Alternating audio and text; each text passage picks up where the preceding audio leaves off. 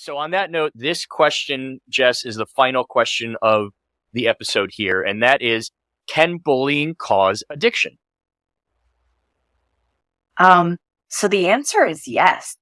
And it's a definitive yes, it And can. that's what was so Um, surprising to me and was so exciting for me to learn right, about, because like I said, it makes sense now that I've read up on it and researched it, but I would have never, even thought to put those two together right, until this question was asked. right. Well, and that's goes to your point, what we were just talking about, as we continue to learn about humans and how brains work, and we continue to do research and conduct especially long-term research, and the things that we're learning now about what is connected is just mind-blowing sometimes. So this is another link we're going to post in either the description or the comments below, depending on the platform. But we write about this actually on the Addiction Help website. And there are a couple of things that I wanted to share with you guys, starting with some statistics. So, and then I'm going to get into, okay, well, if the answer is yes, how does bullying cause addiction? So statistic number one, and this was research done by a study by the National Center on Addiction and Substance Abuse at Columbia University. Now, again, this is a study, so let's take what we've learned so far and go from there. But they found that 64%, that's more than half, of people who were bullied in middle school used drugs or alcohol by the time they graduated from high school. So these are people that were bullied as kids. Middle school is, I want to say, from about age 11 to about age 13, maybe 14 at the very end. By the time they graduated from high school, they had already used drugs or alcohol. Interesting. More interesting to me is that 78%, more than 3/4, right? 78% of bullying victims who used drugs or alcohol said they started using after being first bullied. And so why is that? And I think I can speak as a bit of an expert on the topic of bullying. I actually have diagnosed PTSD from a pretty severe bullying experience I had as a kid. And that, I'm very hesitant to share that because I don't want to compare my experience to someone with PTSD from, a very violent situation or people who've gone to war. And I think those are very different. However, brains are going to brain, and they're going to receive traumatic and difficult experiences in the way that they do and make problems for us to deal with later on. And one of those is bullying. And okay, so let me look at something that we have on this page so you guys can absolutely come back and read this later. But I think it's key that bullying has some really key pieces to them. Bullying basically is behavior that's on purpose, that is usually repetitive. It's very one-sided and it's ongoing. So it's not just like a one-time incident. If I call Dan a doo-doo head one time, that's not really bullying. If I mean intentionally with the intent to cause harm, continuously and purposefully call Dan names on a regular basis, that is bullying. So I think it's, important that we make that very clear.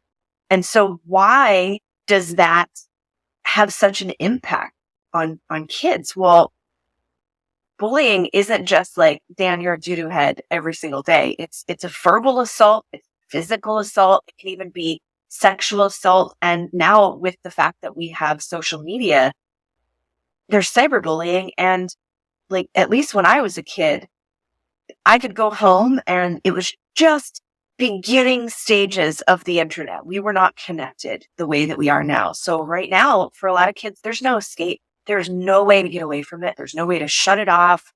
It's everywhere and it's constant. And so that level of abuse, because let's call it what it is, that level of abuse can be very difficult for anyone. The things that I just described, I think would be very hard to deal with on a regular basis. Again, remember, it's targeted, intentional with it, like the intent to be harmful. It's ongoing, so it keeps happening. There's no way to get away from it. That would be really hard as an adult to deal with, you know?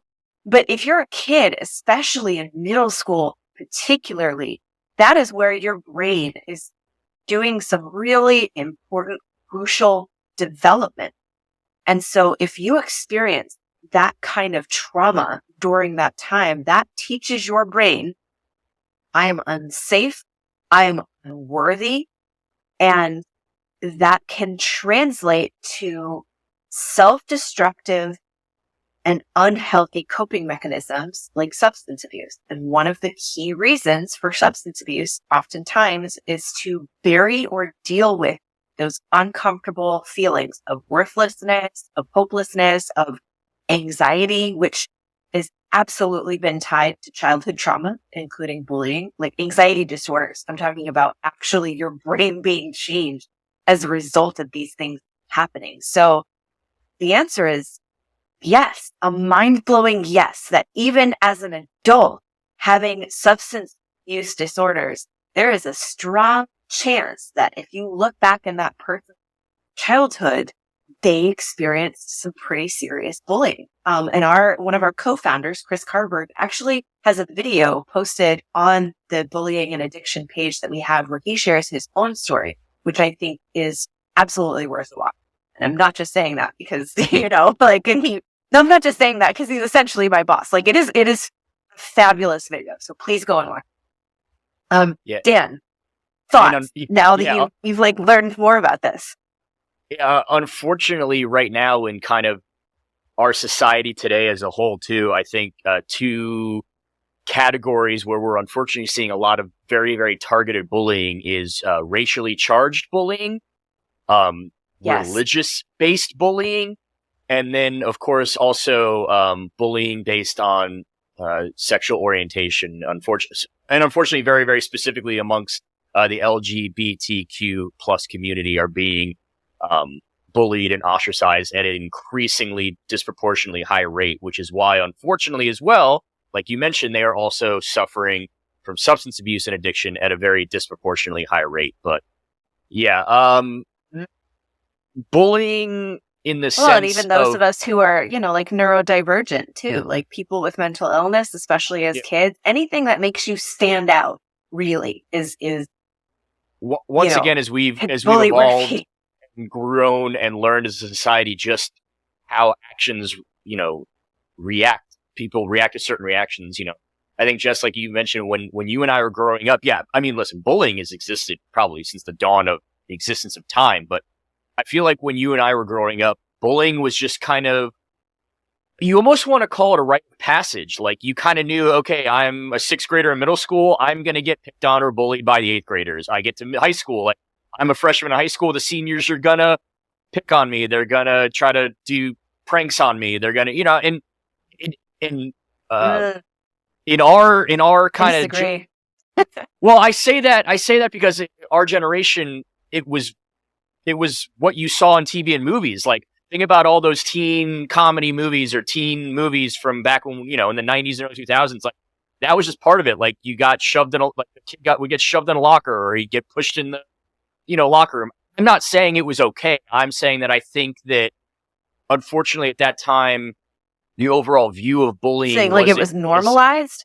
It wasn't as extreme or severe. And fortunately and unfortunately to an extent, our generation has now gotten older where we're having kids of our own and we're understanding now just what that bullying ended up doing to us that we may not have been conscious of at the time. Like you mentioned, like you actually were diagnosed with that. There are a lot of people that, they may have turned to drugs or alcohol for something completely unrelated, and then going through treatment or being with a treatment professional and peeling back those curtains, they've realized, oh, wait a minute, bullying also was a big part of this. And then I feel like, so now it's more consciously observed. It's not as commonly put out in TV and movies. It's not expected anymore. Yeah, right? It was the butt of a joke in a movie. Like shoving someone in a locker was like, ha ha. But like that's actually can be very traumatic, and we use it as like this joke, but then, to your point, it's like, okay, now we're looking at it and going, okay, but you're putting a person like like that's really messed up, and it's not a joke, and it's not funny, and it's not like, it is actually harmful and damaging. So yeah, you're right. I think our generation and generations prior, it was treated like, oh, it's just a rite of passage, but like it shouldn't be. It absolutely shouldn't be. And it's not right. And I think it was viewed in a very realizing similar now, like how it's affected us. I think it was viewed in a very similar light to like once you got to college and if you joined a fraternity or sorority and there was hazing. And back then hazing was just kind of like, that's what you do. That's what you go through. And then you come out on the other side of that. You just have to suffer. And just in the same way that we're seeing bullying, more attention and more seriousness being placed on bullying and anti-bullying campaigns, I think we're now also seeing that particularly in the sports world when it comes to hazing. It is no longer accepted. It is not you can't just turn a blind eye to it and kids be kids. Coaches are losing their jobs because of it. Players are getting kicked out of school because of it. Students are getting reprimanded. So it's not okay anymore. And I think that it's great that we have reached a point now where we all can say as a society, this is not okay anymore. I understand that this is how it used to be, but there were a lot of things that it used to be okay. Right, but like, it should have never been okay in the first place. Keep in mind, and we brought this up exactly in that HBO documentary, Coca-Cola used to have cocaine in it. Back then, it used to be okay to have cocaine in your carbonated soda beverage. Then one day, until we realized like, oh, this is bad. That's not okay. And so we've learned from it. So in the same light that Coca-Cola doesn't have cocaine in it anymore, bullying and hazing is not just okay anymore. It was never really okay, just like that was never really okay. But we now know that not only is it not okay, but it can have some really severe but here's why, and here's what it does. Yeah, and we have the scientific studies now to show, hey, look, if you do A, B is now going to happen, and B is a very, very bad thing if that is to happen. So, like I said, I think because I came from that kind of final generation, you could say, of where it was just kind of like, okay, it happens when you go to school, it happens here and there, I never really thought about the unintended consequences. And I guess maybe too, once again, I could be lucky in the fact that my bullying that happened to me when I was in school, I guess I never reached a point in my brain chemistry where I felt like I needed to turn to other outlets that were unhealthy as well too. So once again, I'm an anomaly, folks, I guess. I don't know. I was able to just stop taking Ritalin one day. I was able to just go, I don't know. It just depends. It depends on the person. But once again, it depends on the level of bullying. But that once again, it ties back to an earlier question too. So there's an example of you were bullied in school. I was bullied in school. I don't know the extent of how extreme each of our bullying was, if it was the same level or not, but you had one reaction to, and our founder Chris had a reaction to it, and I had a different reaction to it. So once again, everybody's different. Everyone reacts differently to things. And I think also it's important to note, once again, and I know we've talked about some previous episodes, you don't know what somebody is going through beneath the surface. So just be nice. Be nice to people. You don't, on the surface, they can seem like they have everything together, and underneath they are absolute just mess. And I can't think of a better word at the moment. I'm not judging anything, and I don't want to make it sound like that, it's a bad thing, but yet they might seem like they're okay on the surface, and underneath they're very much not okay. And so, while you think that what you may be saying may be harmless, it could trigger something in them that could set them off into a spiral.